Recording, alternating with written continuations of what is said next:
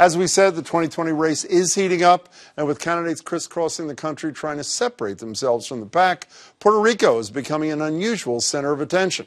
Massachusetts Senator Elizabeth Warren is visiting the region tonight, just a week after former HUD Secretary Julian Castro announced his candidacy from there.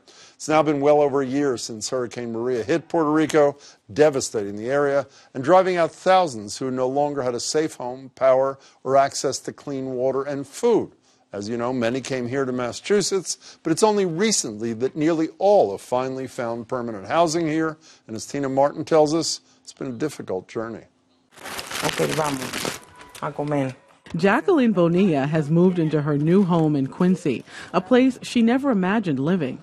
She's from a town in the mountains of southern Puerto Rico called Coamo. It's where she and her husband were raising their two boys. Through an interpreter, Bonilla says that all changed in September of 2017. When the hurricane hit, the waters flooded our whole apartment, destroyed all of our belongings, and we didn't have the resources or the funds to replace or replenish anything that we had. Bonilla says after Hurricane Maria, her town, like much of the rest of the island, was in shambles. No power, no water, not much food. It was horrible, and you didn't know whether your family was okay, your friends. You knew nothing. There was no communication. Everything was in complete destruction. She was lucky. A cousin already here helped her family make their way to Massachusetts. For more than a year, the Bonillas lived in a hotel, waiting for permanent housing. They are among an estimated 7,000 people who fled Puerto Rico for Massachusetts in the wake of the hurricane.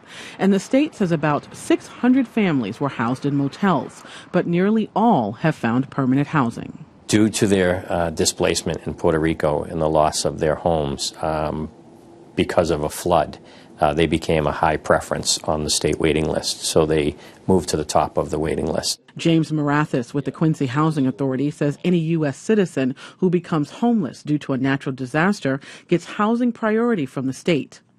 It's added to the challenge Marathis faces every day. The people keep walking through the door and they have the stories and they have their crisis, and you want to help everybody. Homelessness numbers in Massachusetts increased by 14% last year, and state officials say that jump was due in large part to Puerto Rican evacuees. Jacqueline Bonilla and her husband can't imagine ever returning to Puerto Rico. We're very happy, we're established, we're both working, and we're pleased to be here, and we're extremely grateful for all the help and assistance that Quincy Housing has offered us. Because back home, the best her family can say about the recovery is that it's moving slowly. Tina Martin, WGBH News. The Bonilla family is among 25 from Puerto Rico recently housed in Quincy.